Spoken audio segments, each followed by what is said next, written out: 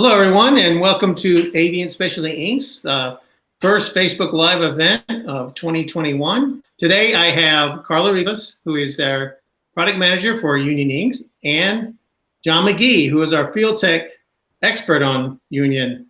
So, Carla, you have an announcement and a presentation to give. Yes, we do. Before anything, Happy New Year to everyone. We are very excited to have our first Facebook Live for 2021. And it's a good announcement that we have this time. We are announcing the launch of our new UPLC. This is the Union Low Cure product line, Generation 2 or Gen 2 for short. Ink series. And what this is we're going to talk a little bit more about it, but it's just as a response to all the feedback that we have received from you guys. And just so you know that we always listen to what you have to say. So please, any recommendations, questions, and suggestions, keep them coming. We are listening. So what were the drivers? I want to talk about what were the drivers to develop this new generation for the Union Low Cure. Before anything, as you know, there's a continued growth of polyester and blended fabrics in the marketplace. So that was one of the main drivers to continue developing and improving our inks in the low cure format. Second, we know it is a challenge for a printer sometimes that they face, depending on what substrate they have, what is the right ink for them to use. And third, and finally, as you know, we have a big trend right now going on with sustainability, and we wanted to find a way to contribute to it. So those were the three main drivers for us to have this new generation of low-cure inks for Union. So what are the benefits? Let's talk about the benefits of using a low-cure ink. If you guys are not familiar with low-cure, this is a good time to understand what it is. So the benefits are, number one, you minimize the opportunity for dye migration. Two, you lower your energy consumption, which I'm pretty sure everybody welcomes that. Any savings is good for any shop. Three, we can lower the production space temperatures, which is perfect, especially in the summertime. And finally, we can prevent shrinkage or damage of any heat-sensitive fabrics. So let's talk about the product highlights for the UPLC Gen 2.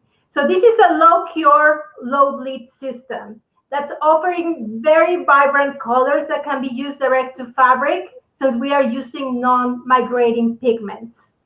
This product line is offering an excellent opacity and fiber matte down that results in a softer hand feel. So I really invite you guys to try it. It's amazing, the result that we see with this ink. Also, it is a much easier ink to print than its predecessor, the UPLC formula. Once again, we heard to your feedback. We heard how some people were not very happy on the way or how the application was of the ink. So we have improved that, and now we have a more of a creamier texture that does not sink into the fabric and also contributes a lot to the dye control, and it's a much easier ink to print. And all of these properties are offered in addition to something that not every single ink in the low cure format out in the market has, which is the flexibility to cure not only at a lower curing temperature, which would be like 270, but also the standard curing temperature for plastisols, which is 320. And while we can do all these wide range of curing temperature, we can sustain a great color stability. I'm going to show you pictures about this, when we go through the presentation, so you know what I'm talking about. So let's focus now on what the portfolio is for this UPLC Gen 2. We're going to continue with the 23 most popular athletic colors we had in the past, as well as other colors that I'm going to show you in a second. But just to let you know, these 23 colors continue. If you're curious, these are all BSN approved. If you're a BSN printer, these are the perfect colors for you or products for you to use. And we have two different pack sizes available for them. We have the quart and the 1 gallon. Okay. In addition to the colors, now we have 6 new colors. And these are basically the most popular Union ATHP athletic polyester colors that we have. Now we have them available in this low cure format. I know a lot of folks were asking for these popular colors that they're very used to on the Union color palette to be available now in low cure, and this is a response to those requests. So here they are. Once again, pack sizes available. We have 1 quart and 1 gallon for the colors. In addition to the colors, we continue offering our polyester white now as a Gen 2. And what the Gen 2 ink has is a same high opacity and excellent coverage. But now we have a superior stretch. The stretch has been improved, which makes this ink suitable for many different fabrics, including things that have spandex, as well as polyester and any blend. And the other thing I like to emphasize is how we have improved the printability and the fiber mat down of our polyester white. And the addition to the portfolio on the white ink side is a new low bleed white. And what this new low bleed white is basically having all the properties of a low bleed white, but now in the low cure format. Being really easy to print with a very creamy texture. The body that the ink has is more of a medium to short, which makes it excellent to print, and also it gives you excellent strength. Those properties obviously help a lot with the hand feel. So this is more of a softer hand feel. We get an excellent fiber mat down, and we hold a great print detail. And I'm going to be showing you pictures about this as we move on with our presentation. Finally, to complete the system, we have 2 bleed blockers, the Sport LC Gray and the Sport LC Black. And additionally, we have now included in the system a low cure viscosity reducer. This is also new, a new product that we didn't have before. All of this makes what is known now as a Union Low Cure UPLC Gen2 series. But let's talk about what the value of this new ink is, and because what we want to know is how we can sell it, how we can offer it in the market. So let's focus now on the value proposition, the colors. Let's focus on the colors and the performance on garment. And John, feel free to jump in here. I know you have the opportunity to do some testing, and I think our customers will be very happy to hear your findings. But let's start with this table comparing what the old UPLC ink was in colors versus our new UPLC Gen 2 formula. Yeah, and doing our testing on our colors, I found that our colors were bright. We had a really creamy finish. We've got more of a matte finish compared to the old UPLC, and we're holding better detail on smaller point lines than previously before. You don't see as much of the puffing as you would see in a typical polyester or a low bleed ink. We're getting really nice details and results on a mixture of fabrics. I tested these on cotton, blends, 100% poly, and sublimated poly, and got really good results out of all of them.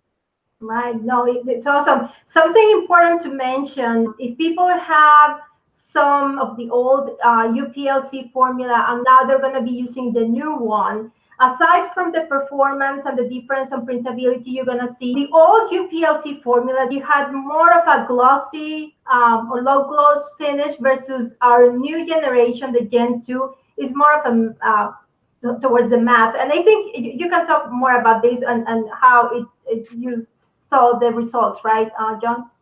Okay, so here you can see the difference in our finish going from the old UPLC to the new one. We've got a more low gloss to matte finish versus the UPLC that was more of a low gloss finish. And with that, we've got better fiber mat down as well. So the reflection of the gloss on light is a lot lower now, getting more of a contemporary hand and contemporary look to the print. This also helps with our small detail prints. You just don't see as much of that visual distortion with the matte printed ink. All right, something else we can talk about that is different between the old UPLC formula and the new Gen 2 is the opacity. And in these pictures, I think you can appreciate what we are referring to. On the Gen 2 side, you can see how the coverage is better and has a great opacity. You don't see any of the dark fabric coming through the print. Whereas on the Gen 1 or the UPLC, the old UPLC, you can see some of the dark dots. So this is a good way to understand the difference between now the Gen 2 and the old UPLC formula. Yeah, on top of that improved opacity, we've got a better fiber mat down. So that too also gives a better print finish. Exactly. So these are pictures just to show you how the stretch was improved as well. The top pictures show the formula, the old formula, and after stretching, how you can see a little bit of cracking on cracks on the print. Whereas on the bottom pictures, we have the Gen 2 formula of the ink, and there's no cracks at all. And both tests were done under the same conditions by the same person. So it's a huge difference on how we improve this the stretch. And also that can tell you all of these were cured at the lower temperature. So that can also tell you how it is perfectly cured at 270 Fahrenheit. Your durability only goes up with your temperature. But one of the nice things about our formulation in comparison to our competitors that with additional heat, we don't get as much distortion on the print finish, meaning you don't see that kind of warping or puffing from blowing agents, just really distorting that and losing your detail on small prints. We're getting a more even print that looks better across different fabric materials. And I've seen a trend toward adding Lycra to some of these polyesters. I think it just gives the fabric a little bit more of a quality feel. So you'll see even small bits being added to what was traditionally 100% polyester. Now you'll see a 5% Lycra or something added to it. So this is very important. Awesome. All right, so now let's focus on the performance on garment to our competition. So John, take it away here because I know you did this testing and I'm sure you have a lot to share about it. Yeah, this was one of the instances where in doing our test, the competitor's product looked better coming out of the bucket just because it was a looser ink with a much lighter body that made it a lot easier to print and clear on the first stroke. But that didn't help with opacity or fiber control or blocking dye migration. With our inks, they have a high thixotropy, which means that at rest, they tend to gain what we call a false body. And you want to whip that down by hand or on a turnabout by cutting, slicing, and folding that ink until it starts to run smoother. So Ray can probably expand on the fact that the viscosity doesn't change when our ink body's up. We're just getting better flow properties when we shear back down. So once we sheared the ink down, it performed much better than the competition. We've got more opaque colors than the competition. We got better fiber mat down. Like I said before, we didn't get that distortion at higher temperatures where the ink was puffing up. It keeps a really true cure to itself across that cure spectrum from 270 up to 320.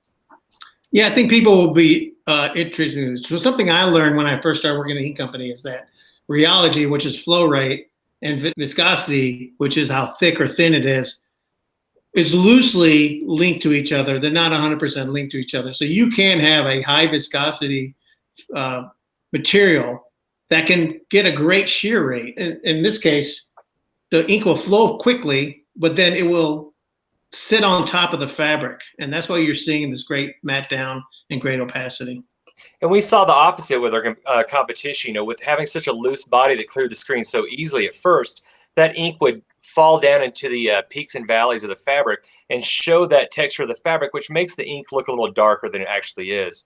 I mean, it really showed some benefits by having that thicker body. So when you open up our buckets of ink, when you see the new low cure ink, if it seems thick, I mean, that's going to happen more on a cold day, or if you store it on a cold cement floor instead of up off the floor, shear it down and it will return to that smooth creaminess and you'll have a more optimal print. As you print, the ink will shear more and more in automatic press and you'll see that ink smooth out and become easier and easier to print, not climb the squeegee so much. It's just an important thing to keep in mind that we've always had to shear down our highly thixotrophic inks. to make them flow better. That's no different now. We could make the inks look better in the bucket and flow quick right out of the bucket, but we would lose that dye blocking. So that's just not something we were prepared to compromise on. And here we can see some pictures of what John is talking about. Yeah. So on the Gen 2, and I'm sorry, Carl, I didn't mean to cut you off there. This was pretty exciting. So if you look at the picture of the red on the Gen 2, that's a 2/1 print with a soft squeegee and a 123 mesh. You don't see the fibers popping up through the mesh holes there as we print the ink down, because the ink's got a good body to it. The competitor's ink, again, it flowed through the screen really easily, but those fibers weren't locked down, and we didn't get the opacity that I would have liked to have seen. Again, on the yellow, it's a little bit more dramatic here. You can see on the first one, the UPLC Gen 2, the ink is actively holding down those fibers. You can see, some are trying to peek up through there. This is a coarser fabric. And then on the competitor, it just doesn't look that good. For all the performance and screen that made it appealing, the competitor's ink didn't produce a very good print. And this is 50/50 substrate, right? Correct. Yes. So now we have other pictures here now using 100% poly, right? Yes. So those top pictures are of a disulfimated poly that I used to test to see blocking potential. So if we were going to print on that particular fabric, we would put down one of our underbase blockers, like the black underbase or the gray underbase, or even put down the poly white and the color on top of that. But what I look for on this is how defined the edges of those black little hex squares appear. Now on the competitor side, to be fair, there's bigger hex squares there, so that's that makes it look a little worse. But what I'm looking for is the edges of the squares. Are they as defined as they are on the competitor side? And as you see on the UPLC G2 print, we've got better opacity there. It's not as easy to make out the edges of those dots. And then below on our red 100% poly garment, you see an even nice print. It's hard to tell in that photo. We had to do these on iPhones over holiday break. But on the competitor side, you see how that ink falls down to the fabric, which brings the ribs of the fabric up higher, making it look like you get some dye sublimation. And then it just doesn't look very opaque on top of that. So I was really surprised with this. The difference in how one printed out of the bucket versus the other, and then just looking at the actual prints, we ended up with a stretchy, nice, opaque print. All right, good. I mean, all of those are positive findings on our new generation UPLC ink. Now let's talk about the performance on press. And here there was a very interesting finding you got in regards to curing, how the competition's ink behaves or performs at higher temperatures. Yeah, if we've got a flexible curing temperature of 270 to 320. If you can go up to that 320, there's no loss there. As long as your garment's not unstable and the dye of the garment's not going to move into the ink body, go ahead and cure at 320. If that dye is unstable and it wants to move up through the ink, let's cure it as low as possible. But the nice thing with this series of ink is that if you go to that higher temperature, you don't see the puffing and rippling that you may see in other low cures. What I saw in a lot of our testing with low cure inks previously was that the ones that had a lot of blowing agent, that had a coarser blowing agent, you would see those little bits of blowing agent burst and cause little blisters that are cured in the film, and those feel rough on your finger. When those little bubbles burst and cure, the edges of those bubbles are kind of rough.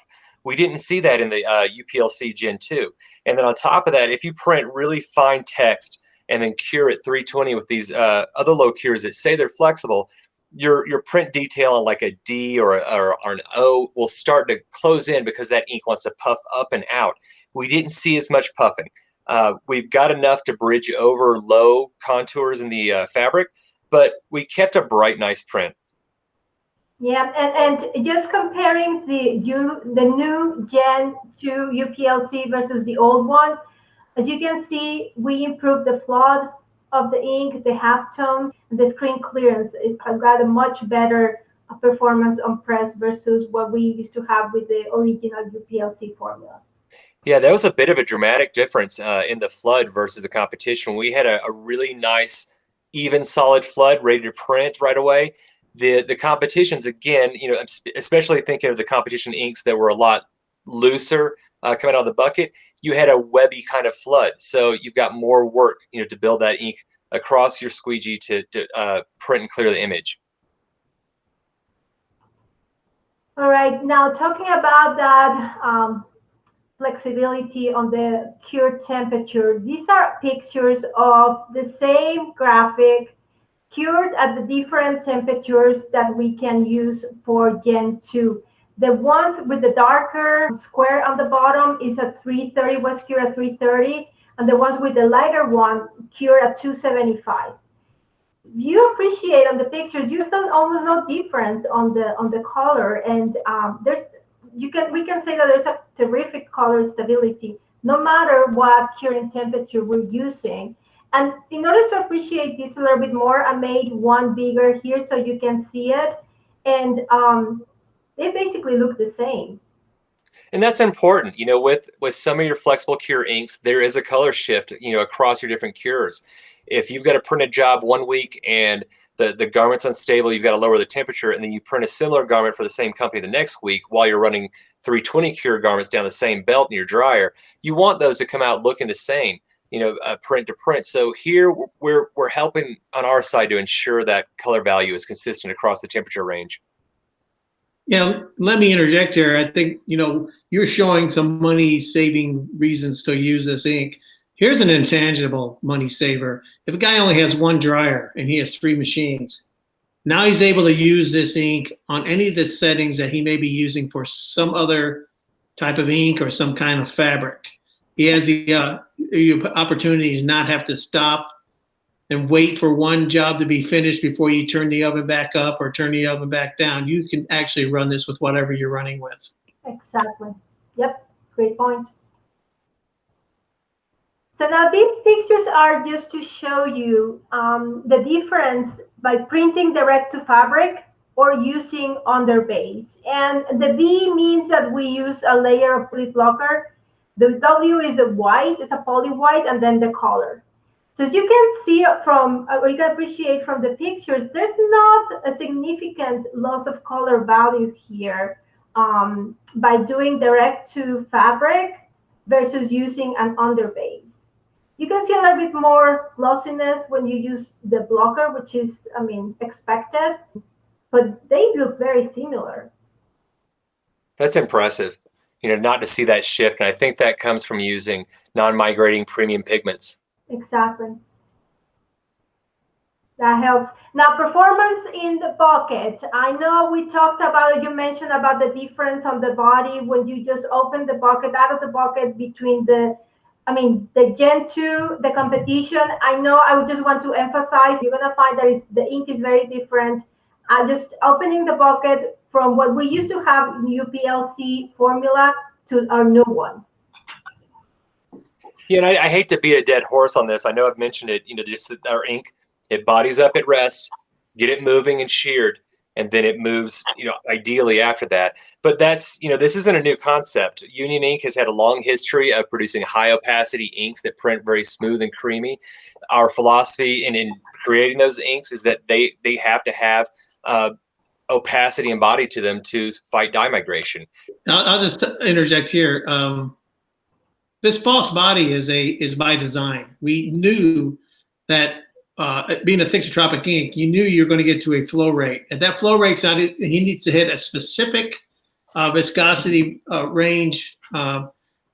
So that's why you see this false body. We know where it's going to go to. We can predict it. And it gives you a better print overall. Exactly. So don't be shocked when you open the bucket and you feel like it's a thick ink. That doesn't mean it's bad ink. It's just ink that needs to be mechanically turned. You're also going to see that ink print better on warmer days than colder days. Cold weather makes ink body up. Storing your ink on a cold cement floor overnight makes your ink body up, but you can return it back to that smooth creaminess by just pre-shearing it with a strong ink knife or putting on a turnabout. You're going to get better results, better opacity, and better dye blocking from an ink like this that displays those types of behaviors. And here we can see some pictures of you showing the ink after you sheared down in the bucket. And just really nice. Creamy, flowing really easily, but not breaking off so short that we're not going to hold that opacity. All right, so I think that's all we have about the colors, but now let's switch to the white inks. And as I mentioned before, we have our polyester white, we continue offering that, but now we also have our low bleed, low cure white. And if you compare, how would you say how they're different, John? Based on your testing versus the old UPLC poly white. So the new UPLC poly white is improved in body. It does shear down a lot faster. We've got better fiber control, especially on cottons and blends. The previous UPLC white did not print very well on soft style polys or on cotton prints. So I actually tested on cotton 50/50 and poly, and it really did well. We're holding good detail. I mean, really impressive detail, just as a poly ink on its own without being low temperature. I think a lot of people are going to like this. It's just a straight up poly ink. It prints well, holds details well. You've got good fiber control. You've got good opacity. It's a really bright white ink. The print hand is it's not as heavy as a traditional poly ink hand. You do feel the ink on the garment surface, but you need to block dye. You need some sort of media on top of that, and you need that ink to be felt on top of the garment. But it shears a lot quicker, clears the screen a lot easier without compromising any of the qualities the previous UPLC product had. Now, how would you say it compares to the competition? Once you shear it down, it prints really similarly in the screen to the competition, except we're just getting really good fiber control and a really nice shear and release off the screen. Make sure you've got proper off contact when you're printing this ink. You want to have a natural peel as the screen's moving across that screen, so the screen's lifting up immediately after the squeegee passes over, and you're going to be able to deposit really fine detail and halftones, pretty easily. I mean, it's not a cotton ink. So it's not going to be as ideal as a cotton ink, but for a poly ink, it prints really, really nicely. So, and John, what about the difference between now the competition and our new low cure, low bleed ink? Our low cure, low bleed is really exciting. This is a brand new formulation from our legacy union chemist, Claude Rainford. This ink has a very high opacity, super creamy. It shears down the fastest out of everything, all the inks in this series, right out of the bucket. And you get excellent fiber mat down. There's a really nice stretchability to it. Again, even better detail. It holds even better detail than the UPLC 1070, the poly low cure white. Has a nice soft hand to it, and even more matte finish than the poly white. Like I said, it's a real surprising ink that I don't want to say too much about because it did so well in testing. I'd like customers to tell us what they see in this ink. And these are some examples of the testing you did with these two inks, the Gen 2 and the low cure, low bleed white. Yeah, and again, these aren't the greatest photos. We did what we could over the holiday break. But in the poly white Gen 2, we're showing excellent opacity here. We're controlling these prints are on cotton, so these should fibrillate pretty badly. The poly white Gen 2 did a great job. The low cure, low bleed white did an excellent job. Again, that photo doesn't do it justice, but we've got really good opacity. I'm looking at the print sample in my hands right now. We've got good fiber mat down. The light reflectivity off of it isn't as glossy as the previous generation UPLCs. We've got more of a contemporary finish right here. I think we're probably going to find some people decide this is their favorite white. We're getting really good detail here with minimum puff. The release from the screen was nice and clean. Again, just having a proper peel set on your screen so that the screen's lifting away right after the squeegee passes over it will give you a really nice deposit and a soft hand. Yeah, I agree with you. I think this is going to become a very popular white for us. Performance on press. It was amazing. Both inks printed really, really well. They printed pretty much the same as the competition once sheared down, but the difference we saw was opacity. On certain parts of the test, there was better fiber mat down on areas that had high halftones where it would allow the fibers to pop up through the holes in the screen. We were able to keep those under control even on a cotton garment. We didn't see that exaggerated puffing like we did with our different competitors out there, and that allowed us. On that previous screen, we showed a picture of a six-point line of test, and I'll show that again later. We held the detail in that 6-point line of test even in our 320 cure. Yeah, that's true. Yeah, that's amazing. That's really. And I don't mean to cut you off, but on our flood again, just like with the color inks, on flooding the screen, we didn't get that detached webbing effect. I got a nice full flood one-handed. printing it manually, was able to clear it in 2 strokes, then flash it, and just have a really nice base to put colors on top of, or just a standalone white. Yep, right. And then the performance in bucket, I think, is similar to what you mentioned about the colors, right? Yep. Yeah. Again, I'm going to say it as many times as I have to, because I just feel like it was expected before. Exactly. Yeah, but I've been printing for a long time, and I'm used to shearing down inks. I think a lot of new ink or new screen printers expect inks to be looser, and I think some of our competition is building products that are impressive right out of the bucket to look looser, but the end results just weren't as strong. So I think we're going to keep with these highly thixotropic inks that you need to shear down when they get cold or when they've been at rest for too long. But like I said, that's a good sign. That means that our inks are thick enough not to separate in the bucket. We're shearing them into their optimal printability. Once you're on an automatic press and you get that ink warmed up and moving, it's going to hit that point where it stays fluid, moves to the screen and around the fibers on the garment, nice and with an optimal flow, locking those down and presenting a nice finish. Right, and that's also what contributes to having the opacity we have and the dye blocking results. So absolutely. I mean, you can't block anything if you don't have anything with body on top of it. With having too loose of ink going down first, that dye will move right up to that thin body.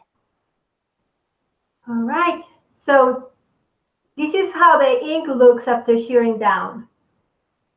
Yeah, so with the low bleed, you can see we've got a shorter body on the low bleed. That helps us flow around those fibers, but we still have enough body to bridge across low points in the topography of the garment substrate, so we don't get that kind of shadow effect. But then on our poly inks, we need something really strong to block a sublimated dye, a sublimated poly or a badly dyed poly.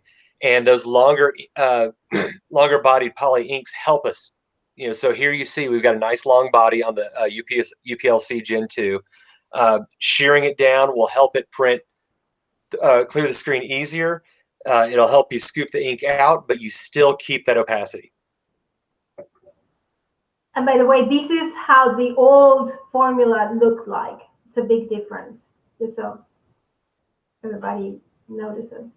Yeah, we got a much better shear. Yeah. All right, just let me talk about the resources we have available for you guys now for this new product line. Obviously, PIBs, we continue now using the new format that we had shared with you now with these products. We're going to have one PIB specifically for all the colors of the series, a separate one for the poly white, one for the low cure, low bleed white, and of course, one for the bleed blockers, the black and the gray. And additionally to this, we have our digital color card, and all of these resources can be found on the dedicated web page we have for Union Low Cure inks, which are also part of the new Union website. And, with that, I finish my presentation. If you want to show us that print that you have, John, that'd be perfect. Yeah. So this is the low cure, low bleed. Again, this is the one I'm most excited about. And I don't know if you can tell that well from a web camera here, but this is 6-point text. In the B or in the D or in the zeros there, we're not closing up. That puff isn't happening so exaggerated that you lose that detail. You can see nice little dots here in our halftone, our 5% halftone. Even though this ink is a low cure, even though it's optimized for blends and polys, we're clearing the screen. And again, on the UPLC 1070, this is on cotton. Previously on the Gen 1, we had a hard time printing on soft garments and cotton because it raked up the fibers and caused them to stick up. On cotton here, we're getting a really nice finish where you're not seeing those fibers stick up. And again, holding really nice detail. There's your 6-point text. And then in your 3 and 5% halftones, we're clearing the screen and holding those dots, even though this is a poly, even though it's a low cure. So again, I'm gonna keep beating a dead horse. Shear that ink down until it moves more fluid, and then just enjoy printing it. And I'd encourage you to try a pull stroke or a push stroke. If you feel more comfortable with a push stroke, I think you're gonna find really good results off of this ink. Awesome. And then I want to show you guys before we let you go on the colors too. I mean, this is terrific. 6-point line point or a 6-point text here, and again, not the best web camera. I'm not really seeing the detail there. You can see it. You can see it, Jim. Trust me, it looks good in person. Yeah. we are super excited. You guys can tell about what we're showing you, and we really encourage you to try the inks and talk to your distributor and order them. Yeah, you can tell we're ink nerds. We're getting excited about it. Yes. What else? Well, thank you, guys. This is Appreciate what makes 2021 so great. So yes. I appreciate you guys coming on and showing this off. We will be welcoming any comments, and we'll be watching those and monitoring the Facebook Live. So send any questions and we'll answer them. We appreciate it. Thank you, guys. Thank you. Take care, guys. Thanks, everyone.